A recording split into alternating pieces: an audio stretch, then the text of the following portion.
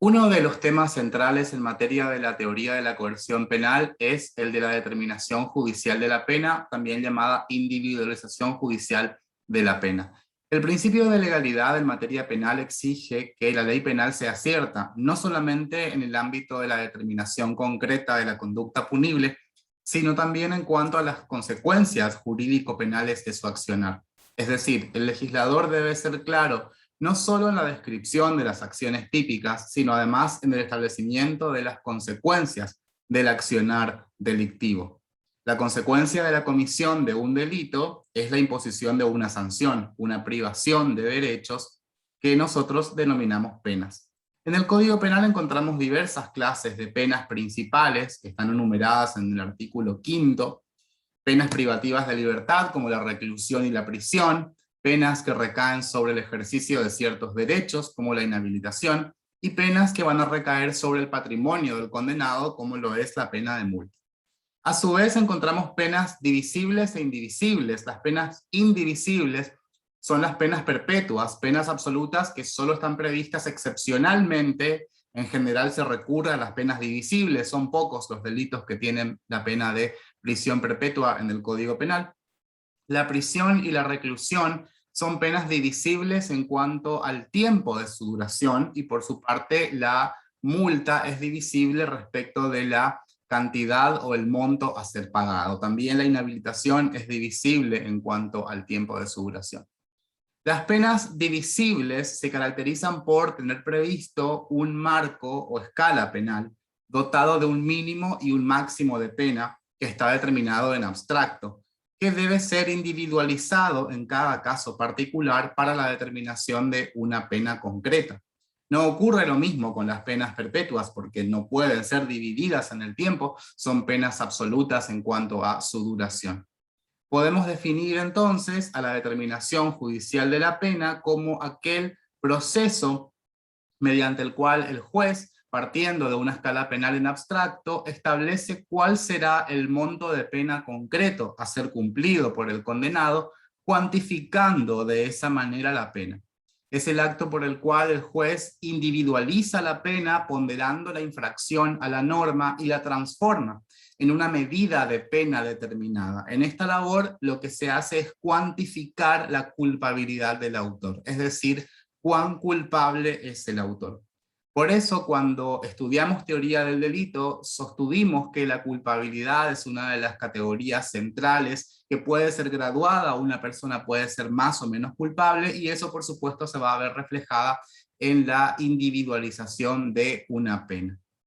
Además, también en la determinación de la pena se determina la forma de cumplimiento de la misma, si será una pena de ejecución efectiva o bien si va a ser una pena de ejecución condicional conforme los parámetros del artículo 26 del Código Penal, donde encontramos la condena en suspenso o condena condicional. La doctrina ha señalado la necesidad de establecer una base teórica firme para la decisión del juez en la que selecciona la sanción punitiva a ser aplicada. Debe evitarse que el condenado quede a merced del arbitrio judicial. Así como la teoría del delito es una herramienta conceptual para lograr una interpretación racional de la ley penal, también debe existir racionalidad a la hora de decidir la pena a aplicar y en qué medida se va a aplicar una pena. Entonces se hace necesario establecer las bases teóricas firmes para guiar el proceso de determinación judicial de la pena y circunscribir límites a las decisiones judiciales para que la imposición de una pena no sea un capricho o un antojo o una decisión antojadiza del juez. El juez debe contar con criterios legales para la fundamentación de la imposición de una pena. Para la labor de cuantificación, el juez debe partir de las escalas penales que fueron previamente determinadas por el legislador. Es el legislador el que establece, conforme a parámetros axiológicos, cuáles van a ser las escalas penales correspondientes a cada uno de los delitos. El máximo de la pena de cada delito representa un límite para el juez en cuanto a la cantidad de pena o en cuanto a la cantidad de poder punitivo que puede ejercerse sobre el condenado. Por ejemplo, en el delito de homicidio simple, que tiene una escala penal de 8 a 25 años de prisión, el juez no puede imponer una pena superior a 25 años de prisión. Por eso el máximo de las penas opera como un límite a la labor de cuantificación que es realizada por el juez.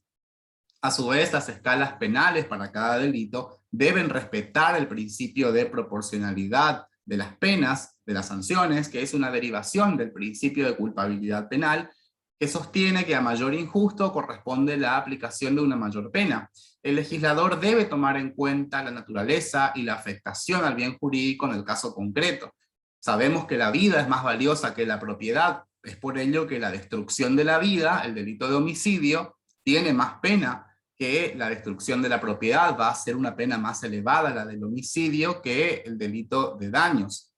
También la individualización de la pena en el caso concreto debe respetar el principio de proporcionalidad, debe obedecer a este principio, imponiendo una pena mayor a quien ha causado un daño más grave o a quien ha tenido mayor grado de intervención en el delito, siempre respetando los límites de razonabilidad además de la pena. Porque más allá de que el juez tenga la facultad de imponer el máximo de pena en el caso concreto, deben estar dadas las condiciones para que ese máximo de pena sea impuesto. Ahora bien, ¿cómo cuantifica el juez? ¿De qué manera se lleva a cabo esta labor? Que está lejos de ser exacta, porque no es una cuestión meramente matemática, sino más bien obedece a distintos fundamentos y distintas estimaciones que lleva a cabo el juez sobre las circunstancias tanto agravantes como atenuantes que tienen lugar en un caso concreto. Cada código penal establece sus criterios para la determinación judicial de la pena, porque esta labor, como dijimos, no puede quedar librada, sujeta al arbitrio o discrecionalidad del juez. La ley penal debe establecer parámetros concretos para la individualización de la pena. En este sentido, nuestro Código Penal, el Código Penal argentino, peca por defecto, puesto que la redacción de los artículos 40 y 41 es bien escasa, es bastante pobre y parca, puesto que no tiene la suficiente amplitud como para poder determinar y la suficiente certeza para poder determinar qué circunstancias son atenuantes y qué circunstancias son agravantes. Existen códigos penales que enuncian un sistema de agravantes y atenuantes en forma exhaustiva, es decir, enumeran taxativamente cuáles serán consideradas circunstancias agravantes y cuáles van a ser consideradas circunstancias atenuantes. Eso generalmente se establece en la parte general de los códigos penales. Algunos códigos y también algunos proyectos de reforma a nuestro código establecen en la parte general exhaustivamente y de forma casi taxativa cuáles van a ser circunstancias agravantes por un lado y las atenuantes por el otro. Otros digestos, como es el caso del Código Penal argentino, solamente mencionan pautas ejemplificativas que deben servirle de orientación al juez en la tarea de cuantificar la pena. Pero sin embargo nada dicen sobre la forma en que deben ser interpretadas estas circunstancias, es decir, si deben ser entendidas como agravantes o como atenuantes. El artículo 41 del Código es un claro ejemplo de este sistema porque enuncia diversas circunstancias para guiar al juez en la determinación de la pena, pero sin embargo no le dice al juez cómo debe hacer jugar cada circunstancia, si como una agravante o como una atenuante.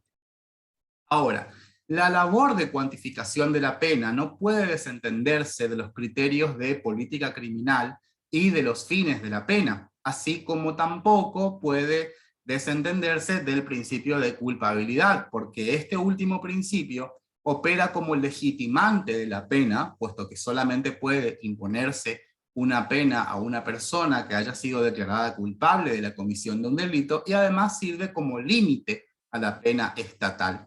Solamente puede responsabilizarse a una persona por lo que ha hecho y en la medida en que lo haya hecho. Por otro lado, las orientaciones político-criminales nos deben indicar para qué punir, es decir, cuál es el sentido de la imposición de esta pena y no de otra, para qué punir. Y en este punto cobran especial relevancia las teorías acerca de los fines de la pena. La individualización judicial de la pena debe ser influida necesariamente por la decisión político-criminal acerca de los fines preventivos de la pena, que son las teorías que hoy en día se imponen en la literatura y también en la praxis judicial. Finalidad preventiva de la pena quiere decir que el sentido de aplicación de una pena mira hacia el futuro, hacia la prevención, buscan prevenir futuras reincidencias, es decir, evitar que el autor vuelva a delinquir. ¿Qué pena es necesaria y en qué medida lo es para lograr los fines preventivos? Es el interrogante del que debemos partir. ¿Acaso habrán supuestos donde la pena incluso no sea necesaria? Piénsese en los casos denominados de pena natural, donde el autor, como consecuencia de la comisión del delito, ha sufrido un daño mayor que el que representaría la imposición de la pena estatal. Por ejemplo, un motochorro arrebata una cartera a una persona en la calle y luego se da la fuga rápidamente. En el transcurso de su vida es atropellado por una camioneta y como producto del accidente se hizo necesario amputar la pierna para salvarle la vida porque su pierna quedó entre los hierros de la camioneta, por ejemplo, y terminó sufriendo esa amputación el ladrón. En la pena natural se entiende que el autor encontró su pena en la propia comisión del delito. Fíjense que en el ejemplo que estamos proponiendo termina siendo el ladrón víctima de un daño todavía mayor que el de la propia víctima del robo. La víctima del robo habrá perdido su cartera, pero él ha perdido la pierna, con lo cual podemos pensar aquí que inclusive no se haría necesaria la imposición de una pena estatal cuando ya ha sufrido el delincuente la denominada pena natural. En la propia comisión del delito, el delincuente ha encontrado su pena. Respecto del marco legal de la individualización o cuantificación de la pena, como prefiramos llamarlo, vamos a encontrar que son dos los artículos del Código Penal que se refieren a esta labor, que son los artículos 40 y 41 del Código. El artículo 40 dice que en las penas divisibles por razón de tiempo o de cantidad, acá se está refiriendo a las penas de prisión, inhabilitación y de multa, los tribunales fijarán la condenación de acuerdo con las circunstancias atenuantes o agravantes particulares a cada caso y de conformidad a las reglas del artículo siguiente. Con lo cual el artículo 40 no nos dice mucho, podríamos haber prescindido del artículo 40 e ir directamente al 41, puesto que el 40 en realidad está casi vacío, simplemente nos dice que para la determinación judicial de la pena debemos aplicar los criterios del 41, así que es en ese artículo donde debemos buscar concretamente cuáles son los parámetros para la imposición de una pena. Y nos dice el artículo 41 que a los efectos del artículo anterior se tendrá en cuenta, y en los dos incisos que siguen vamos a encontrar las diferentes circunstancias que deberán ser valoradas por el juez a la hora de la determinación judicial de la pena o su individualización. Los artículos 40 y 41 contienen una enumeración que no es taxativa de circunstancias relevantes al fin de la determinación judicial de la pena. No taxativa implica que el juez puede incorporar otras circunstancias, no agotándose el espectro de posibilidades en el artículo 41, siempre que esa incorporación se encuentre debidamente fundamentada en los criterios de política criminal, en criterios preventivos, en principios preventivos, para beneficio y no para perjuicio del imputado. Lo que no determina el artículo 41, como lo podemos ver en el texto, es el sentido de la valoración. Esto es, no establece de antemano cuáles son agravantes y cuáles son atenuantes. Tampoco se indica a partir de dónde debemos partir dentro de la escala penal para su determinación. Debemos partir del mínimo e ir aumentando la pena conforme a las circunstancias agravantes que encontremos. Debemos partir de la mitad para ir atenuando o agravando la pena conforme a las circunstancias. Es decir, a partir de dónde ingresamos a la escala penal, a partir de dónde hacemos funcionar la atenuación o la agravación. Esta carencia en el texto del artículo ha llevado a varios autores a sostener que en la realidad la individualización de la pena queda sujeta a un ámbito de discrecionalidad de los jueces. Sin embargo, no es menos cierto que los jueces tienen el deber de fundar los montos de las penas que imponen. No solamente debe ser fundada la sentencia, sino que además debe ser fundada la imposición de la pena en concreto. Si se establecieron, por ejemplo, 20 años de prisión, debe fundamentarse por qué se han establecido, por qué se han impuesto 20 años de prisión y no 15, por ejemplo, en el ámbito del delito de homicidio simple. La sentencia que individualiza la pena no puede ser antojadiza ni caprichosa, sino que debe estar debidamente fundamentada, pues eso hace además al derecho de defensa del imputado, porque también las sentencias pueden recurrirse por el monto de la pena, también puede recurrirse una sentencia por el monto de la pena, y si ese monto fuere considerado excesivo, y para atacar esa sentencia, para recurrir la sentencia, es necesario partir de la fundamentación que el juez ha dado para esa imposición de esa pena. La fundamentación debe ser clara y debe tener apoyatura legal. Ahora, como vimos, este artículo 41 se limita a hacer una gran enumeración de muchas circunstancias, como la naturaleza de la acción, de los medios empleados para ejecutarla, la extensión del daño y el peligro causados, ciertas condiciones personales del autor, los motivos que han impulsado al autor a delinquir, las reincidencias, la calidad de las personas, pero como dijimos, no nos dice en qué sentido debemos interpretarlos. Tampoco nos dice a partir de qué momento podemos ingresar a la escala penal, a partir de qué lugar ingresamos a la escala penal, con lo cual se presentan en la práctica distintas posibilidades. Ante el silencio del Código Penal van a existir diversas formas de cuantificar la pena. Tomando como ejemplo el delito de homicidio simple, que tiene una escala penal de 8 a 25 años de prisión, vamos a ver que puede partirse, por ejemplo, del mínimo de 8 años en este caso, e ir computando las agravantes que encontremos según el artículo 41.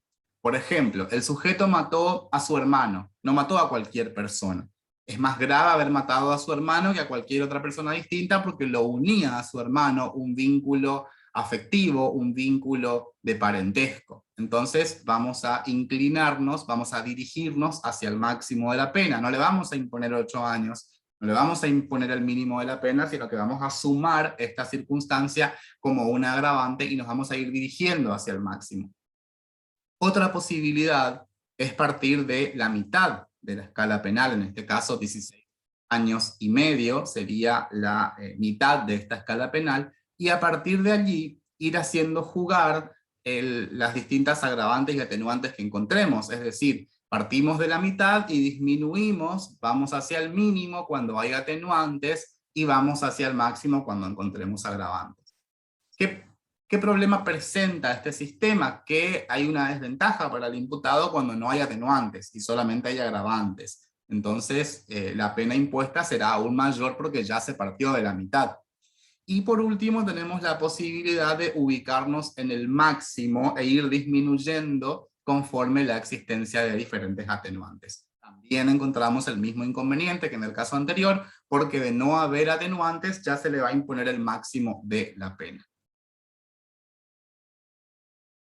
Ahora, el artículo 41 está estructurado en dos incisos. En el inciso primero, sostiene la doctrina, están enumeradas las circunstancias de contenido netamente objetivo, vinculados más bien con el hecho en sí, vinculado con el hecho cometido. Este inciso se va a referir al contenido de ilícito que debe ser graduado conforme estos parámetros. En el inciso segundo se encuentran las circunstancias de índole subjetiva que están relacionadas ya con la peligrosidad del autor del hecho. De todas formas, esta división no implica que el juicio de individualización de la pena pueda separarse tajantemente en un primer juicio objetivo y posteriormente uno subjetivo. No puede llevarse a cabo una medición del ilícito cometido sin tener en cuenta los parámetros subjetivos. La división en dos incisos del artículo 41 implica que la determinación de la pena debe partir del hecho en sí. Debe medirse el grado de reprochabilidad o grado de reproche de culpabilidad por el hecho cometido. Si existe mayor reproche, se deberá imponer una mayor pena, y de allí la importancia de una correcta graduación del reproche penal o la culpabilidad del autor. La peligrosidad del autor como criterio de individualización de la pena, el artículo 41, inciso segundo, hace una referencia expresa, como uno de los parámetros para cuantificar la pena, a la peligrosidad del autor. Este concepto de peligrosidad nos recuerda al positivismo criminológico, puesto que la noción peligrosista es un resabio de ese positivismo criminológico. Un grupo de autores entiende que la peligrosidad es la medida y el fundamento de la pena, y al ser la peligrosidad un factor subjetivo, rechazan todo criterio objetivo para la determinación de la pena en concreto, es decir, que el único fundamento válido para la imposición de una pena y la medida de la pena es la peligrosidad del autor. ¿Qué es la peligrosidad del autor? Es la calidad de una persona que permite presumir la posibilidad de que cometa un delito puesta de manifiesto por la comisión de un delito anterior. Entonces, la peligrosidad aparece como un pronóstico hacia el futuro, es decir, la posibilidad de que el sujeto vuelva a delinquir. Y ese pronóstico debe derivar de las circunstancias de tiempo, lugar, modo y ocasión, es decir, debe ser inferido del delito previamente cometido. Por este motivo, no puede interpretarse peligrosidad como lo hacía el positivismo criminológico, es decir, como un mero síntoma para investigar las posibles tendencias criminales del autor, sino que deben valorarse las circunstancias que permitirían que el autor reitere el delito en condiciones similares. La posibilidad de reincidencia solamente puede ser sostenida con apoyo en la ley. Excluimos, por lo tanto, todas las interpretaciones positivistas de autores como Garófalo, que entendían que la peligrosidad es la perversidad activa y constante del delincuente y la cantidad de mal que podemos esperar del delincuente.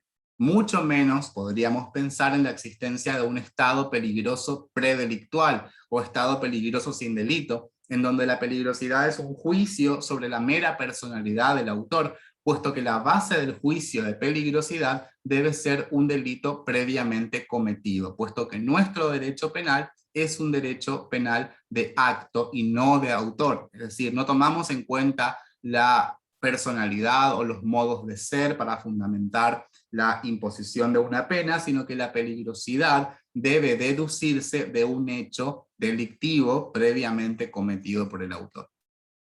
Debe tenerse presente que la peligrosidad del autor no puede ser el fundamento y razón de ser de la imposición de la pena, porque eso implicaría la aplicación de un derecho penal de autor. El principio del derecho penal de acto trae aparejado que el juicio de medición de la pena debe partir de un dato objetivo, que es la comisión de un hecho. La determinación judicial de la pena debe tener siempre como punto de partida la comisión de un hecho delictivo previo que deberá juzgarse según el sistema de agravantes y atenuantes. Ahora, esto no quiere decir que se pueda prescindir de la peligrosidad a la hora de determinar la pena. Recordemos que el código incluso autoriza a prescindir de la pena, es decir, a eximir de pena al autor, en los casos de tentativas inidóneas o delitos imposibles, según su grado de peligrosidad, conforme lo establece el artículo 44, última parte, que al regular la punibilidad del delito imposible, dice que podrá eximirse de pena al autor según su grado de peligrosidad revelado.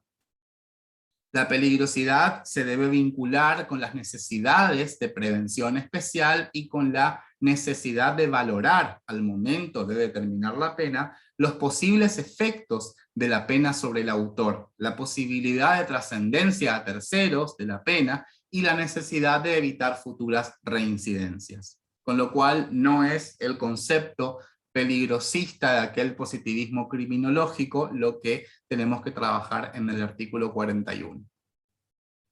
Como vimos, este sistema de agravantes y atenuantes que plantea el artículo 41 del Código va dividiendo estas circunstancias en diferentes situaciones. La primera de ellas es la gravedad del ilícito. Lógicamente que el ilícito debe ser graduado a los fines de merituar también la imposición de una pena, porque la gravedad del ilícito va a determinar también, va a venir acompañada de una pena más grave. El ilícito culpable consiste en el presupuesto de punibilidad de una conducta, es decir, la imposición de una pena se legitima en la comisión de un hecho ilícito que le es reprochable al autor. Por eso sostenemos que la consecuencia del delito es la punibilidad, la imposición de una pena. Ahora, vamos a hacer una distinción. En la teoría del delito, analizamos si están presentes todas las categorías dogmáticas del ilícito culpable. Es decir, si hay una acción, si esa conducta es típica por encuadrar en alguno de los tipos penales de la parte especial o de las leyes especiales del Código Penal. Si además es antijurídica, es decir, si no hay alguna causa de justificación que legitime o autorice la realización de esa acción típica en el caso concreto. Y por último, determinamos si esa acción es culpable o reprochable, si están dadas las condiciones de reprochabilidad en el autor. Ahora, al momento de determinar judicialmente la pena, lo que importa es cuál es la intensidad del ilícito. En la teoría del delito determinamos los elementos del ilícito culpable. En la determinación judicial de la pena vemos cuál fue la intensidad del mismo, es decir, su mayor o menor gravedad. Deben tenerse en cuenta la naturaleza de la acción y los medios empleados para graduar el ilícito. Por ejemplo, en el delito de robo no reviste la misma gravedad cometer violencia utilizando golpes de puño, o no es lo mismo utilizar un cuchillo de cocina que valerse de una katana, de una espada, para ejercer violencia sobre la víctima. Son dos casos en los cuales la gravedad va a variar. Es el mismo tipo penal, va a ser un robo agravado por uso de armas, pero la gravedad es distinta, no es la misma gravedad valerse de un cuchillo de cocina que valerse de una katana, que ya es un arma que tiene un poder ofensivo mucho mayor. Además, deben tenerse en cuenta la extensión del daño y peligro causados, deben ser valoradas las consecuencias materiales del delito y el grado de afectación al bien jurídico. Medir el grado de dolo o imprudencia del autor en cada caso concreto. No es lo mismo el grado de imprudencia de quien sale a conducir su automóvil apresurado para llegar a tiempo a su trabajo y a partir de allí comete unas lesiones culposas, atropella a una persona o mata a una persona, que quien ha consumido bebidas alcohólicas o quien ha consumido estupefacientes antes de salir a manejar el automóvil. Por supuesto que en ese caso la imprudencia puede graduarse, puede merituarse en ese sentido, y es esa extensión del daño, la extensión del peligro, lo que valoramos a la hora de determinar la pena judicialmente. También inclusive tenemos que tener en cuenta el grado de afectación al bien jurídico. No es lo mismo, por ejemplo, en el delito de privación ilegal de la libertad, encerrar a una persona por un par de horas en un galpón o encerrarla en una habitación, que tenerla privada de su libertad durante una semana. Entonces, el delito va a ser el mismo, el delito es el mismo, privación ilegal de la libertad, si encerramos a alguien una hora o si lo encerramos una semana. Pero la extensión del daño no es la misma en un caso y en el otro, porque la libertad ambulatoria se vio afectada en mucho mayor medida, en mucho mayor grado, en el caso de encerrarla a la persona durante una semana. Respecto a la extensión del daño causado, específicamente, se refiere por supuesto a la magnitud del resultado típico o afectación del bien jurídico, y en ello deben ser de aplicación los criterios de la imputación objetiva. No nos olvidamos de los criterios de imputación objetiva a la hora de determinar la magnitud del daño. Limitar la causalidad también en la valoración de las consecuencias del delito. Un ejemplo bastante conocido que ya hemos trabajado cuando estudiamos imputación objetiva es aquel del sujeto que comete un homicidio y la madre de la víctima, la madre del occiso, al enterarse de la muerte de su hijo, sufre un infarto que le causa la muerte, o bien sufre un ACV que tiene graves consecuencias sobre su salud, dejándola paralítica, dejándola inválida o con graves secuelas en el cuerpo. La pregunta es, ¿debe ser tenida en cuenta la muerte o las lesiones sufridas por la madre de la víctima dentro del concepto de extensión del daño causado? ¿El juez debe valorar esta circunstancia de que la mujer ha sufrido ese infarto? En términos puramente causales, ese daño sufrido por la mujer ha sido causado por el autor del homicidio de su hijo, porque aplicamos la técnica antigua de la supresión mental hipotética. Si él no hubiera matado al hijo, el resultado, infarto o ACV de la madre de la víctima, desaparece. Sin embargo, al no estar comprendido dentro del ámbito de protección de la norma, este daño por shock no puede ser valorado tampoco a la hora de la medición judicial de la pena.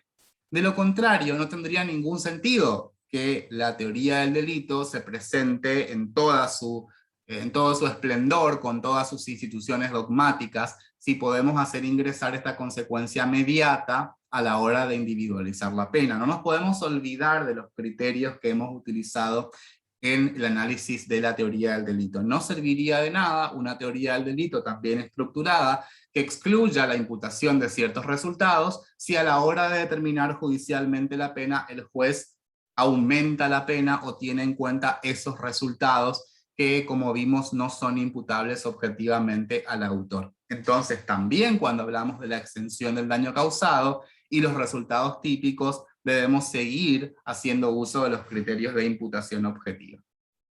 Por otra parte, uno de los criterios centrales, puesto que se vinculan con la culpabilidad del autor, son los motivos que impulsaron al autor a delinquir. La calidad de los motivos que impulsaron al autor a delinquir son cruciales, son decisivos para establecer el grado de culpabilidad del autor, porque tenemos que preguntarnos por qué delinquió, es decir, analizar o valorar su motivación, la mayor o menor contrariedad a la norma de los móviles o motivos que determinaron al autor a cometer el delito.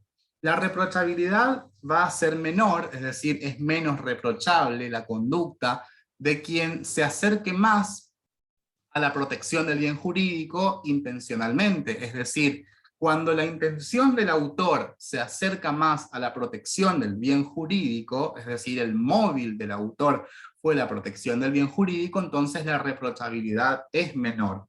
La intención de salvamento disminuye el grado de reprochabilidad siempre que no estén presentes, por supuesto, los presupuestos de un estado de necesidad justificante, puesto que en este caso el autor ya estaría exento de pena por existir una causa de justificación.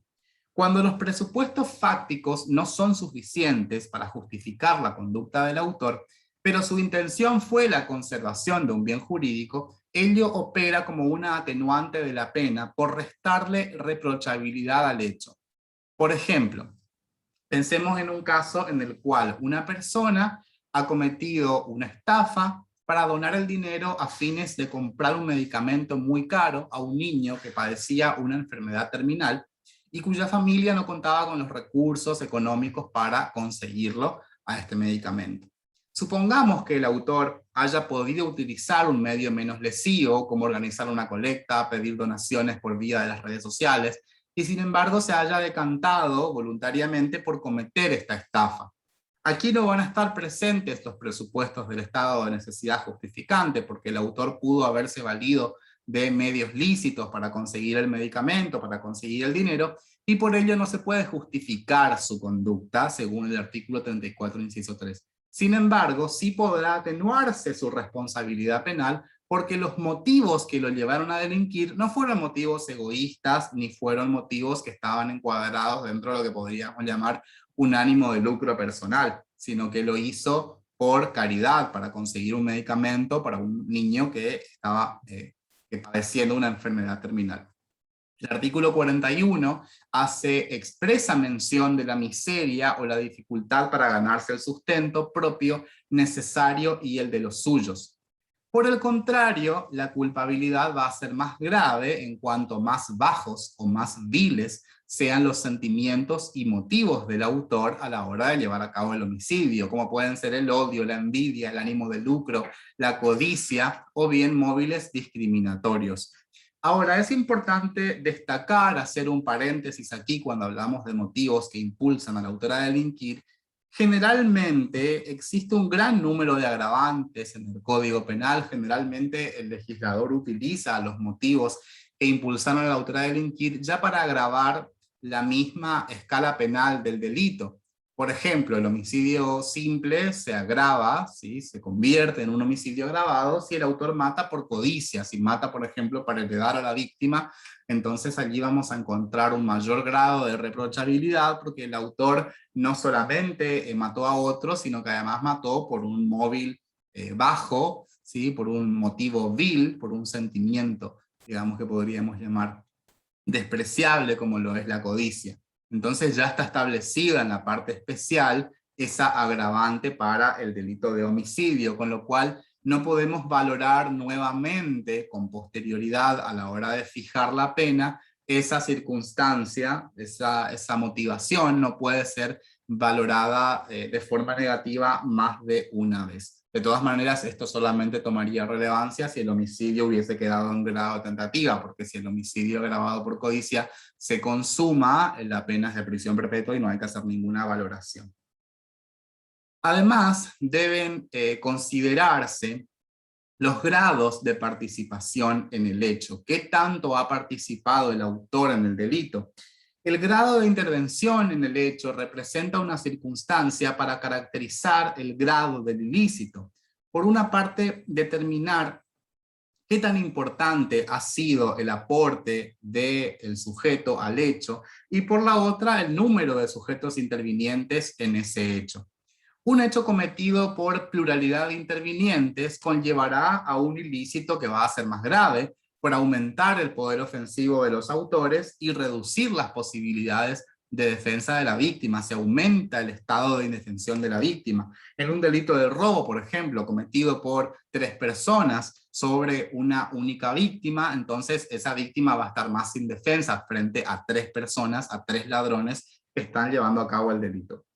Las disposiciones referentes a la autoría y la participación que ya hemos estudiado en las unidades correspondientes a teoría del delito, nos permiten la imputación común del hecho, es decir, le imputamos el mismo delito tanto a autores, coautores y partícipes. Pero desde el punto de vista de la graduación del ilícito, es posible efectuar diferencias según la significación de su aporte al hecho. Es decisivo para ello merituar el rol efectivo que ha desempeñado cada interviniente en el caso concreto y su influencia en el hecho total. Por ejemplo, en el caso de un instigador, el grado de esfuerzo que haya sido necesario para motivar o determinar al autor a la comisión del hecho. Será más leve su conducta, menos reprochable en casos de un autor muy fácil de convencer. No tuvo que hacer mucho trabajo para convencer al autor de cometer el delito. O en el caso de los partícipes, los cómplices, quien solamente intervino como campana, vigilando que nadie los descubra, o quien aportó un arma para la comisión del delito. Son hechos que no revisten la misma gravedad.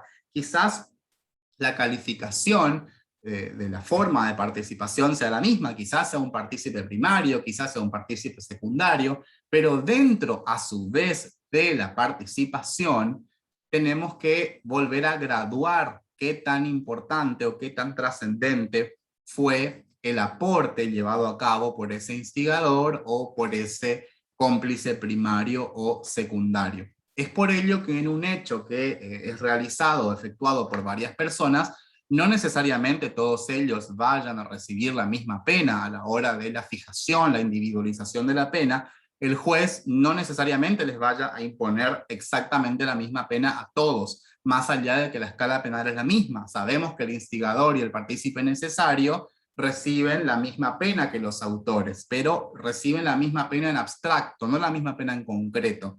Reciben la misma pena en cuanto a la escala penal para su juzgamiento.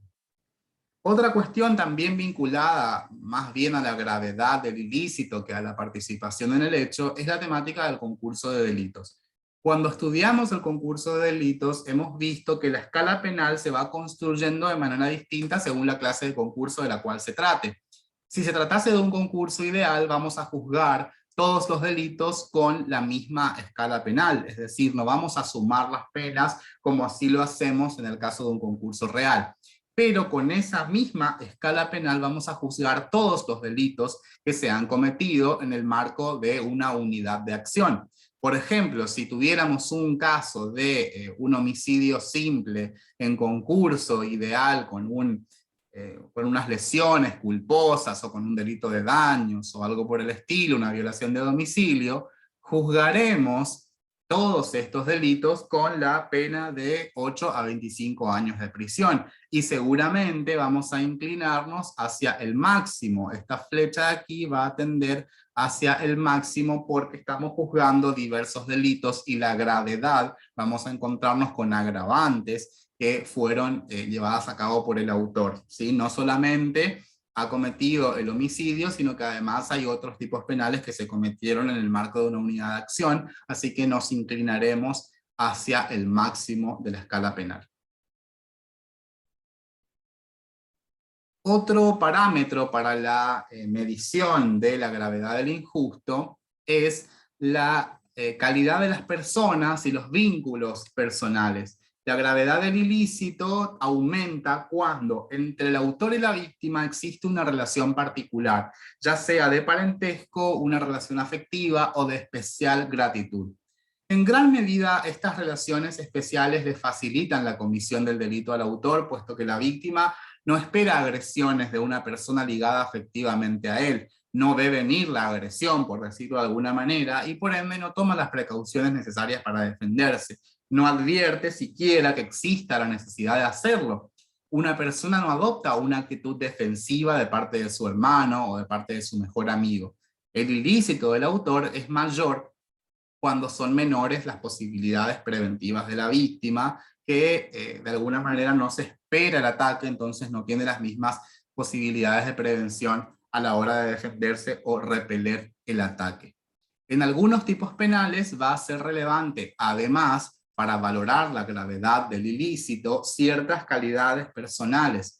Por ejemplo, en el delito de robo, será tanto más grave cometerlo sobre una persona de escasos recursos económicos que sobre una persona que tiene un alto poder adquisitivo. No es lo mismo robarle a una persona que tiene escasos recursos que a alguien que no tiene esa situación, digamos, en su vida, con lo cual también pueden tomarse en cuenta estas circunstancias a la hora de medir la pena. Es más grave cometer un delito patrimonial sobre una persona cuyo patrimonio es escaso.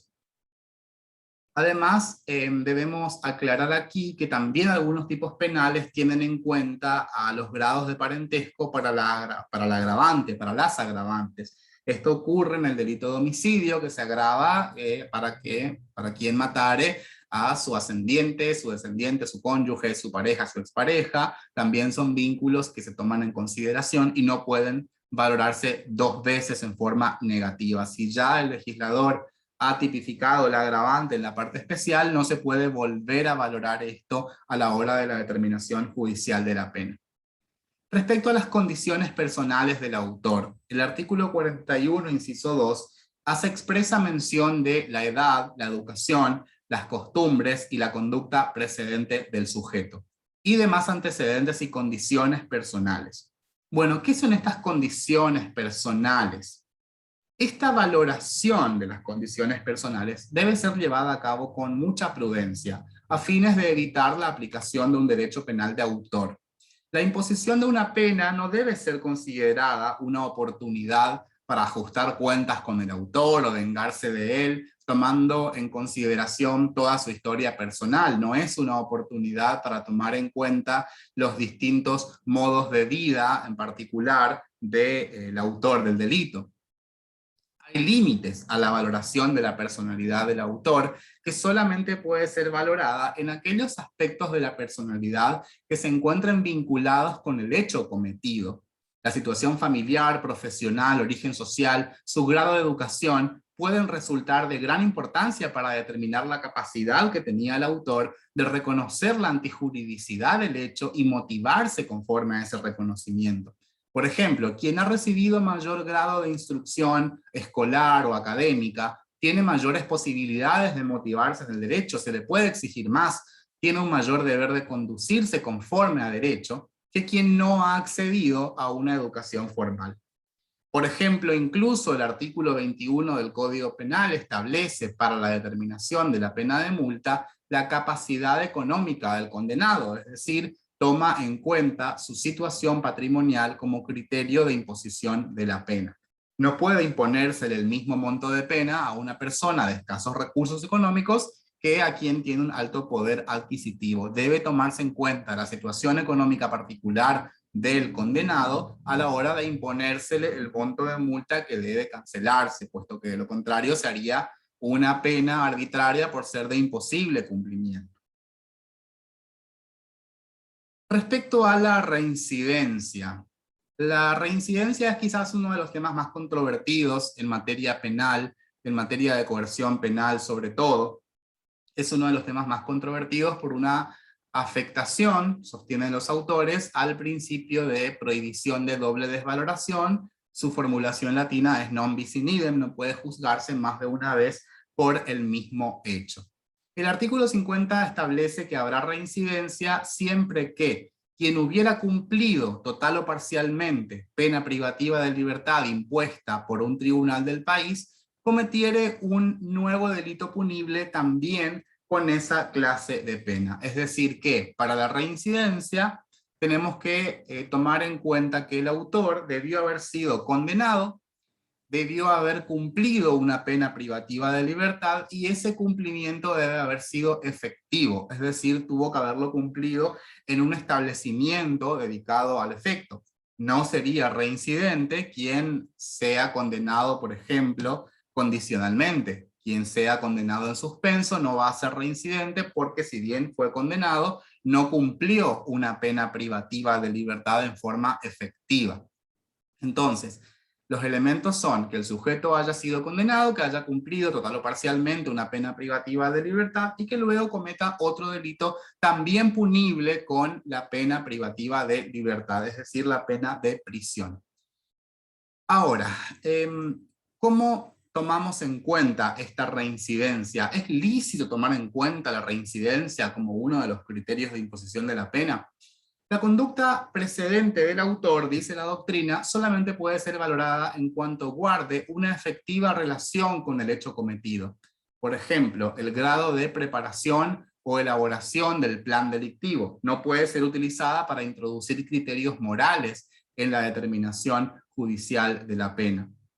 La ausencia de condenas anteriores, es decir, un sujeto que nunca ha sido condenado, que está siendo imputado por el delito de robo, por un delito de robo simple, y es la primera vez que comete un delito, tiene 40 años, primera vez que comete un delito, nunca ha sido condenado antes, es decir, hay una total ausencia de condenas en su contra.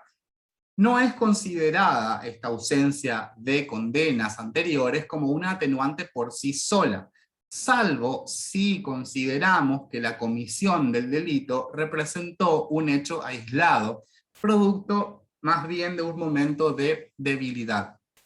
Uno de los mayores problemas que se presentan en este ámbito ¿es legítimo tener en cuenta las condenas y procesos anteriores en la determinación judicial de la pena?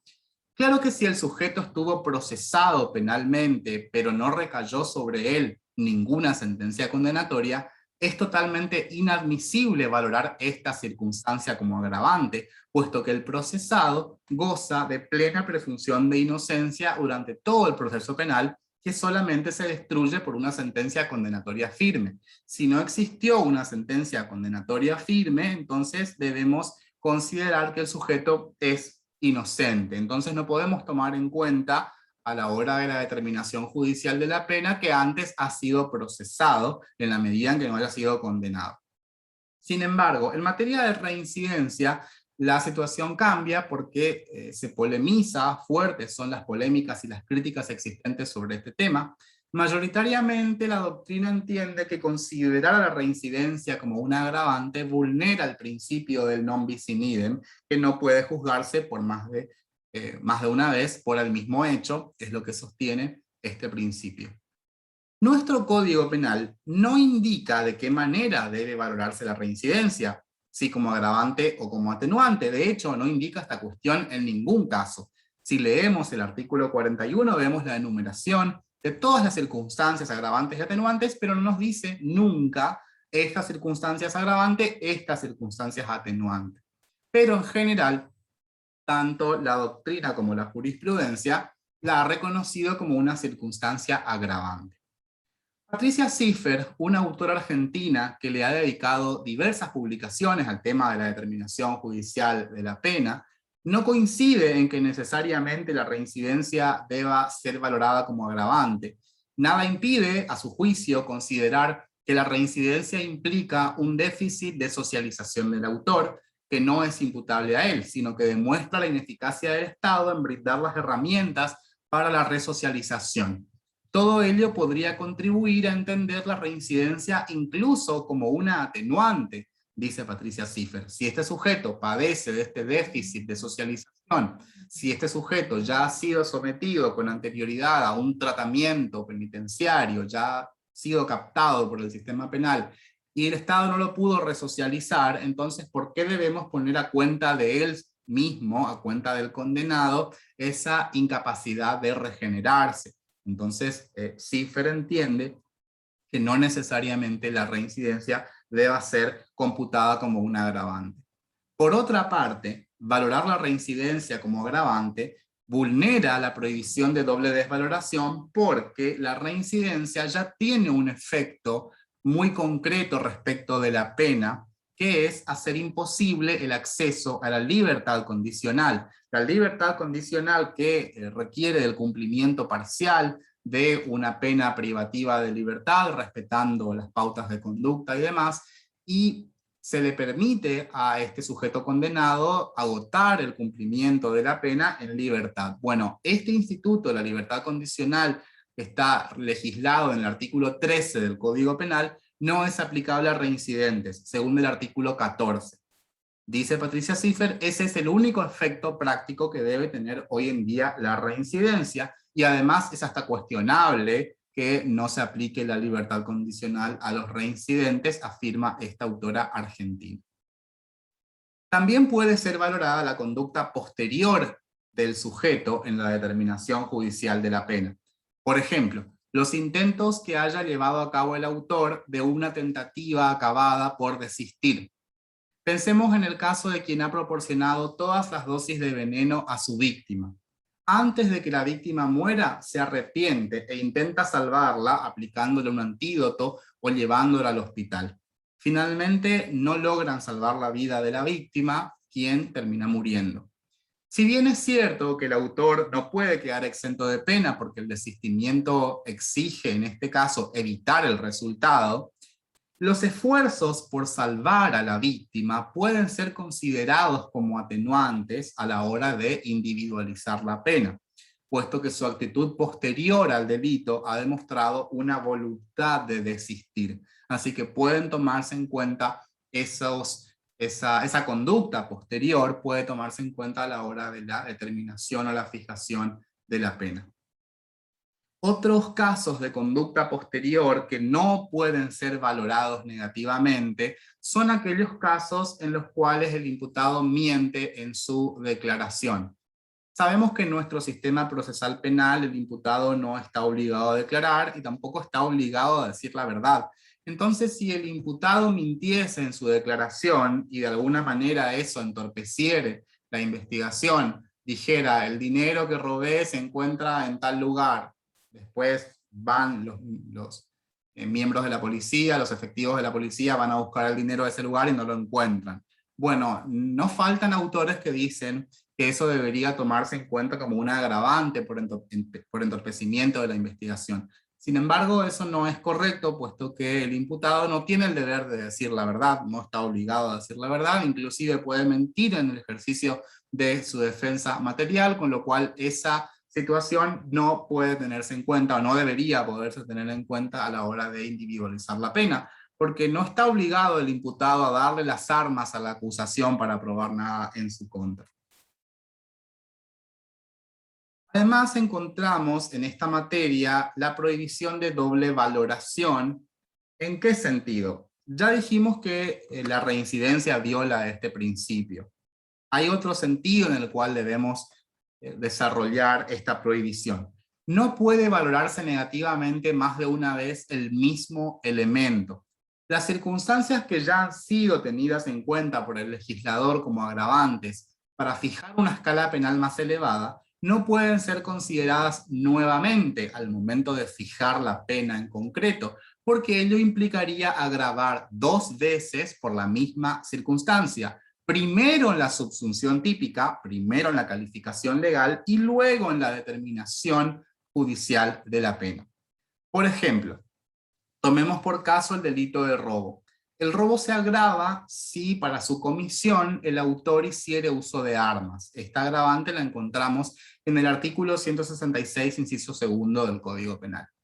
La circunstancia agravante, uso de armas, no puede volverse a valorar como agravante a la hora de determinar la pena. Lo que sí puede valorarse es el poder ofensivo de dicha arma.